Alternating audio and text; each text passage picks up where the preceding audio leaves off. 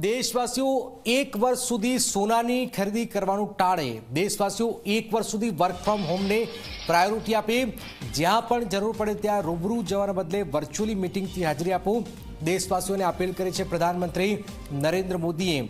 આજે તેલંગાણાના સિકંદરાબાદની સભામાં પ્રધાનમંત્રી મોદીએ દેશવાસીઓને અપીલ કરતા કહ્યું છે કે યુદ્ધની અસર ભારત પર પડી છે અને આપણે દેશ અત્યારે વિરાટ પડકારોનો સામનો કરી રહ્યું છે અને આ સંજોગોમાં આપણે ભારતના વિદેશી હુંડિયામણને બચાવવું ખૂબ જ જરૂરી બની ગયું છે અને એટલે જ દેશવાસીઓ પેટ્રોલ ડીઝલનો ઉપયોગ સંયમપૂર્વક કરે તે જરૂરી છે। સાથે તેમણે દેશવાસીઓને ઇલેક્ટ્રિક વાહનોને વધુ ઉપયોગ કરવાની પણ અપીલ કરી છે। ઉપરાંત તેમણે ઈંધણનો ખર્ચ ઘટાડવા માટે વર્ક ફ્રોમ હોમને વધુને વધુ અપનાવવાનું આહવાન કર્યું છે। સાથે જ રૂબરૂ જવાના બદલે વર્ચ્યુઅલી મીટિંગથી હાજરી આપવાની અપીલ કરાઈ છે। રાસાયણિક ખાતરો અને જંતુનાશક દવાઓ સહિતની સપ્લાય ખોરવાતા જ પ્રધાનમંત્રી મોદીએ ખેડૂતોને ખાતર અને દવાઓનો સંયમિત ઉપયોગ કરવાની અપીલ કરી છે। આ ઉપરાંત તેમણે દેશવાસીઓને કહ્યું છે કે ઓછામાં ઓછું એક વર્ષ સુધી વિદેશ ફરવા જવાનું ટાળવું જોઈએ, જેથી આપણા દેશનો રૂપિયો વિદેશમાં જતો અટકશે। આ સાથે તેમને વિદેશી વસ્તુઓ નહીં ખરીદવા માટેની અપીલ કરી છે। તેમણે કહ્યું કે દેશ હિતમાં ખેડૂતો સિંચાઈ માટે સોલાર પંપનો ઉપયોગ કરે, જેથી વીજળીના વધારાના ખર્ચને ટાળી શકાય। આ ઉપરાંત ખાદ્ય તેલનો ઉપયોગ પણ ઓછો કરવાની અપીલ કરાઈ છે। રશિયા યુક્રેન યુદ્ધ બાદ ઈરાન અમેરિકા યુદ્ધના કારણે સમગ્ર વિશ્વમાં સપ્લાય ચેન ખોરવાતા જ મોંઘવારી વધી રહી છે, જેથી પ્રધાનમંત્રી મોદીએ લોકોને કઠોર સંકલ્પ લેવાની અપીલ કરી છે।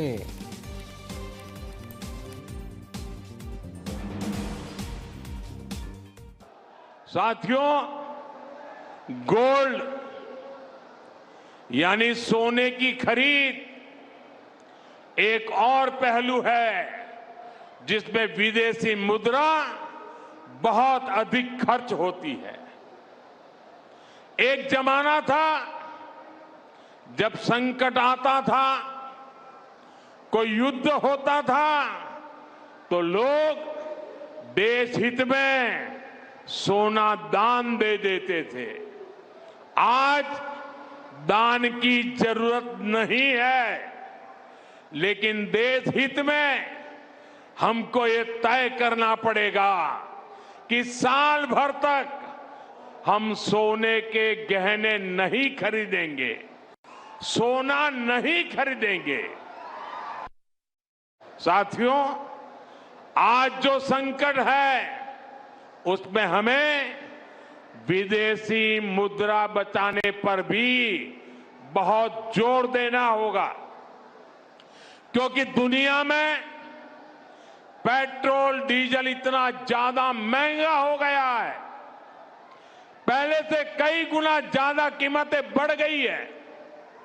तो हम सबका दायित्व है कि पेट्रोल डीजल की खरीद पर जो विदेशी मुद्रा खर्च होती है, पेट्रोल डीजल बचाकर हमें वो मुद्रा भी बचानी है। साथियों, हमने कोरोना के समय में वर्क फ्रॉम होम की, ऑनलाइन मीटिंग्स की,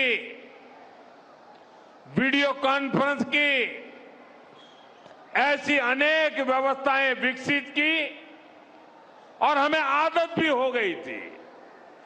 आज समय की मांग ऐसी है कि उन व्यवस्थाओं को हम फिर से शुरू करें तो वो देश हित में होगा।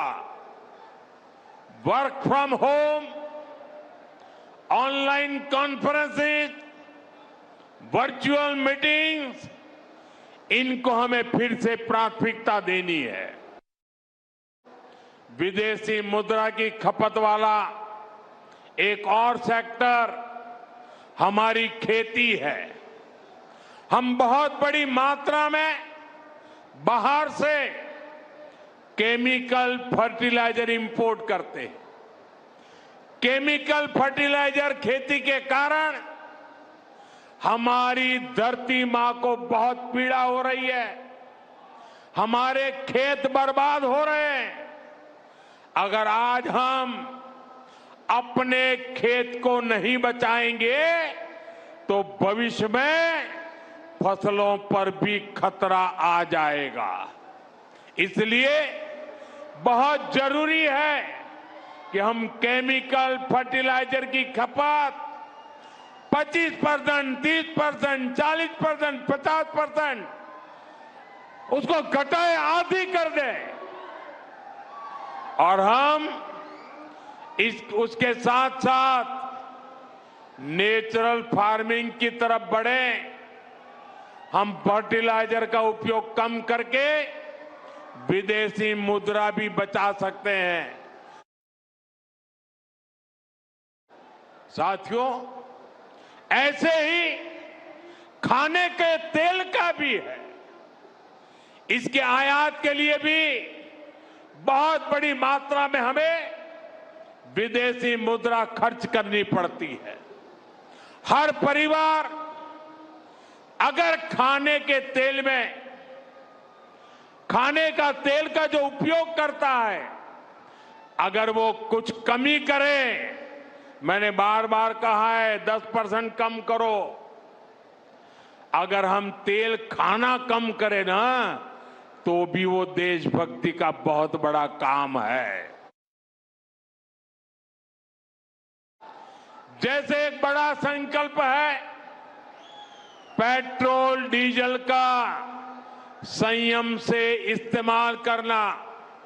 साथियों, हमें पेट्रोल डीजल का उपयोग कम करना होगा। शहरों में जहां मेट्रो है, वहां हम तय करें कि हम मेट्रो का ही उपयोग करेंगे, ज्यादा से ज्यादा मेट्रो में ही जाएंगे। अगर कार में ही जाना जरूरी है तो फिर कार पूल करने का प्रयास करें और भी लोगों को साथ बिठा ले।